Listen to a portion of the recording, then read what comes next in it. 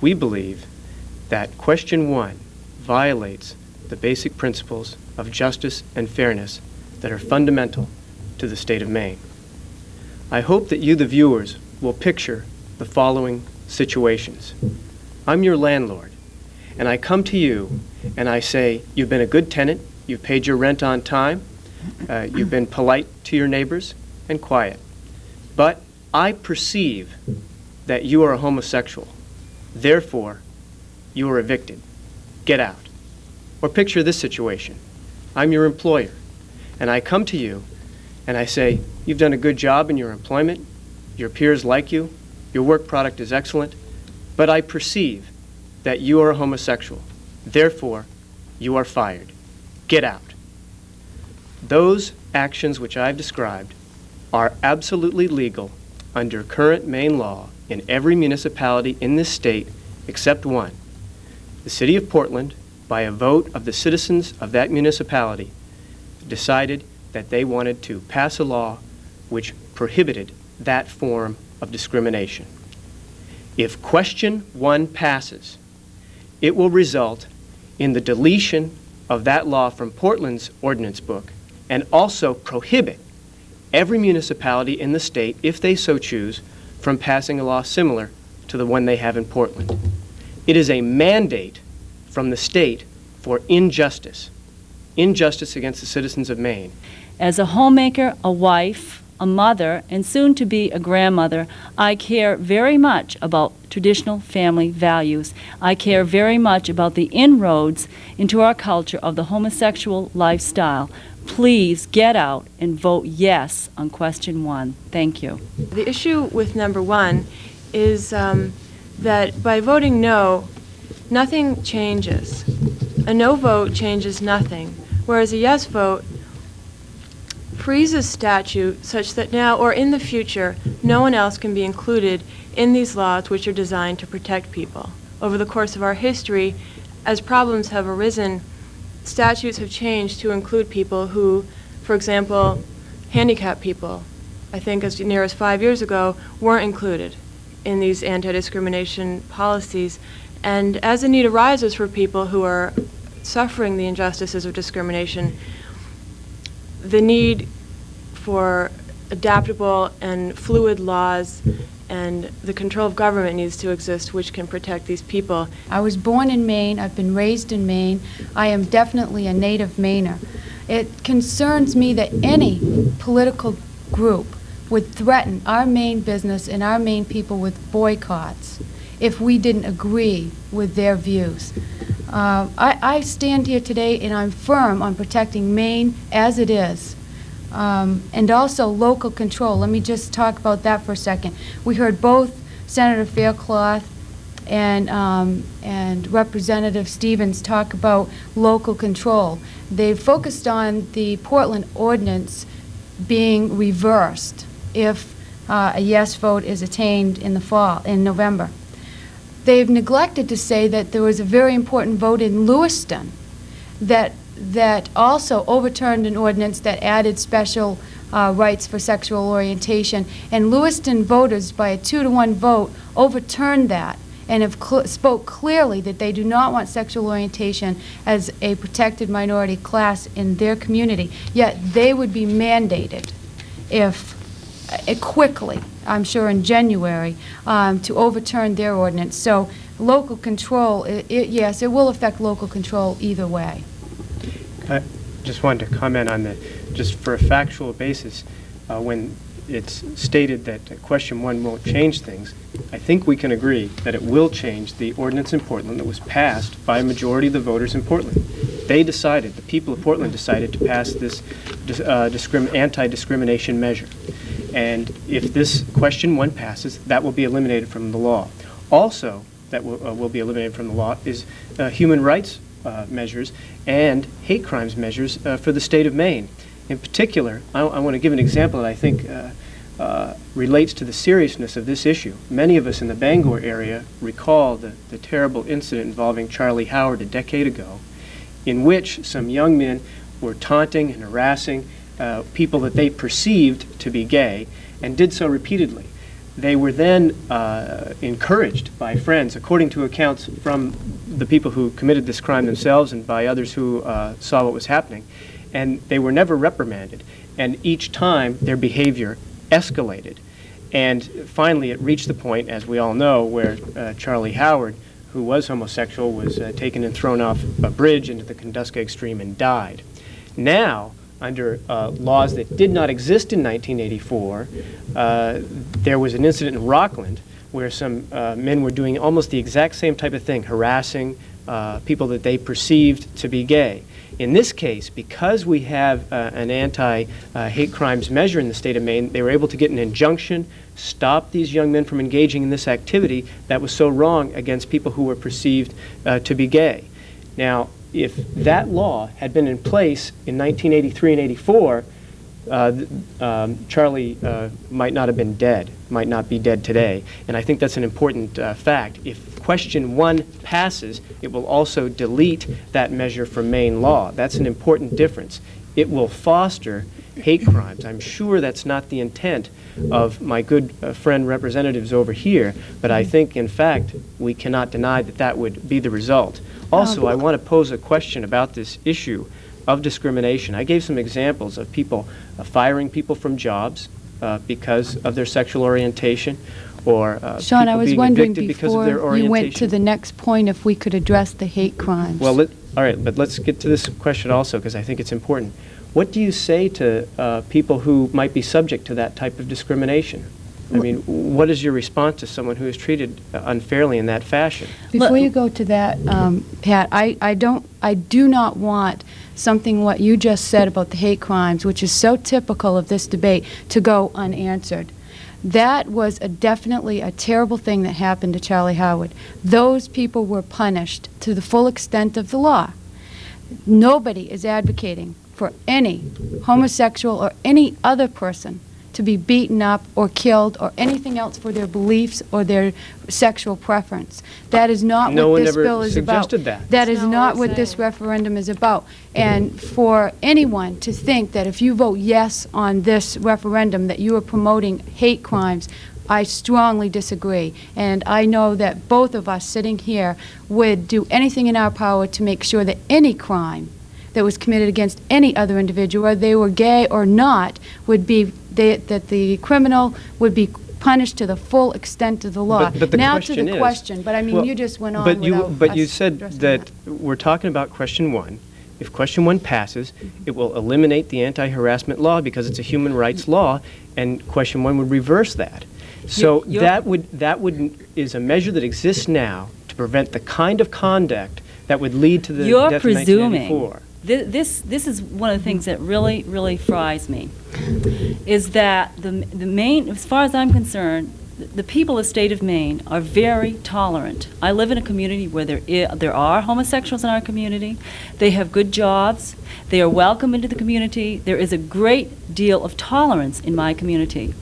To presume that we have to legislate in such a manner is ridiculous. I don't believe one incident. There are basically currently approximately 4 hate crimes, quote-unquote, hate crimes a year handled by the AG's office that get as far as the court. But the point being, let's talk about the reverse of what you're saying. Let's talk about the reverse. We're not speculating here. You tend to want to zero in on the focus, no, on the focus of discrimination, and you are, and the opponents of this referendum will try to fool you by focusing on such buzzwords as homophobia, as hate crimes, as tolerance. And by the way, the word tolerance has taken on a whole new meaning. Do people that hunt need special protection, or do people that are homosexual need protection? Would Charlie Howard's killers not still have gone to prison whether there was, I mean, it was still murder whether he's homosexual or he's not homosexual? Well, again, just to take the example, in the Rockland situation, I'm not making up a case here. This is a real situation where some young men attacked a person that they perceived was gay, chased after him, beat him up. He was bleeding. They raised a knife to him, and luckily he escaped. The because we have the anti-hate crimes law that didn't exist at the time of Charlie Howard's death, those young men are going to be reprimanded, they're going to be subject to sanctions and injunctions. None of those laws existed at that time. Had they existed at that time, perhaps in many of the several earlier incidences before they killed somebody, they could have reprimanded those young men and Charlie Howard would never die.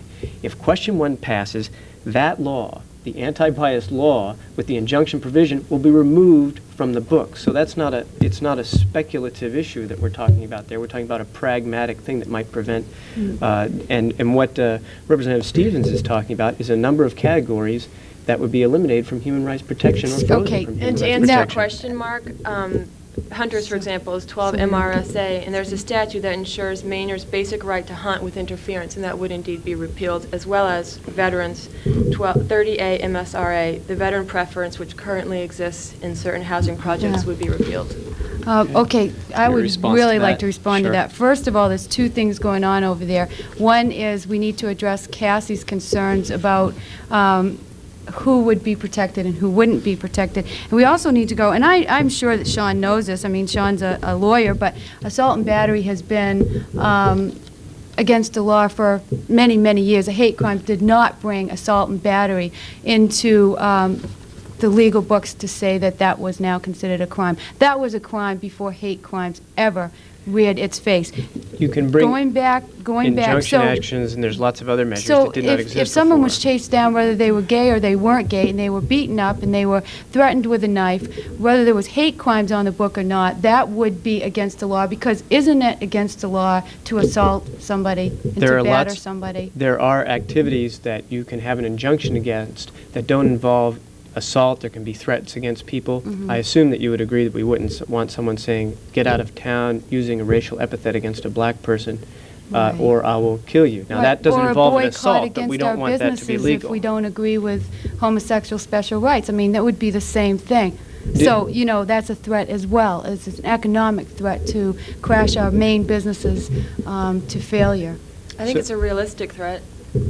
I think that the country, if they see this, will wish perhaps that we had followed the lead of our governor and our 4 congressional leaders, including Congressman Longley and Congressman Baldacci, Senator Snowe, and Senator Cohen, as well as many members of the Maine legislature who defend Maine law as is and hope that nothing will change. And I think that people will see the state, as anecdotally they saw Colorado, which I think we would agree suffered at the very least negative publicity due to their passage of comparable That laws. is at the very least, because Colorado has done nothing but improve in economic development and has actually boomed since this has happened, and there's no statistics whatsoever to prove anything of the contrary. Probably they're either black or white or male or female or handicapped or anything else. And I'm sure that if they're being discriminated against based on any of the other categories, they can have civil rights action taken.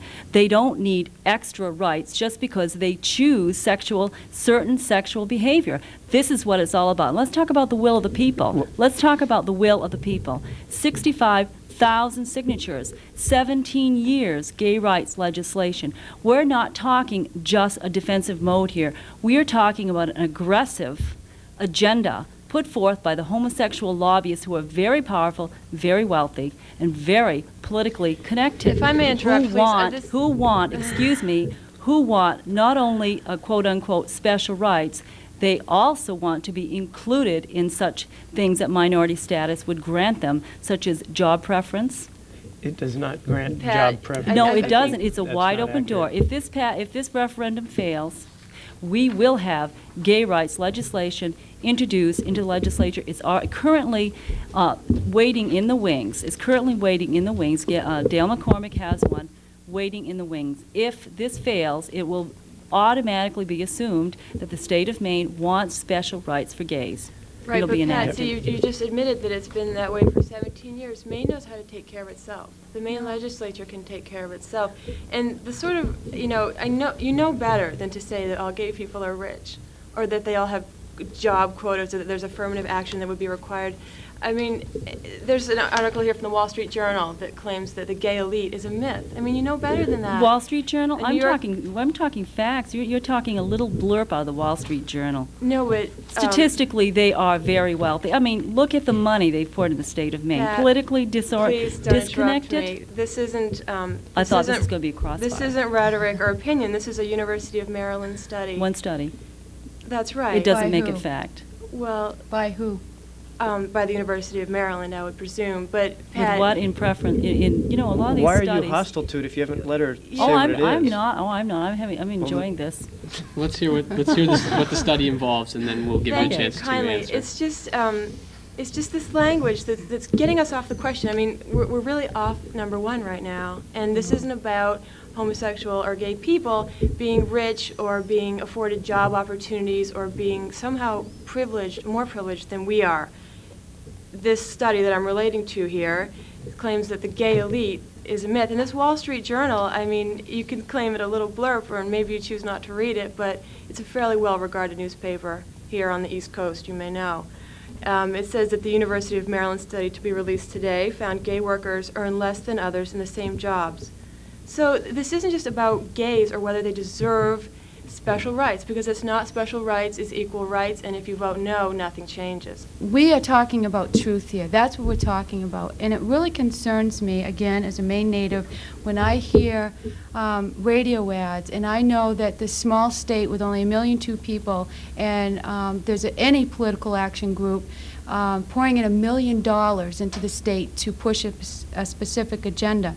So I you're know saying what right you're saying. now that if the Maine people vote yes on this referendum, that hunters will no longer have the right to hunt in Maine without interference because you voted yes. Is that what you're saying right What now? I'm saying is that anything that's defined as a human rights law by your own language, this is your proposal, will eliminate other human rights statutes that aren't listed here.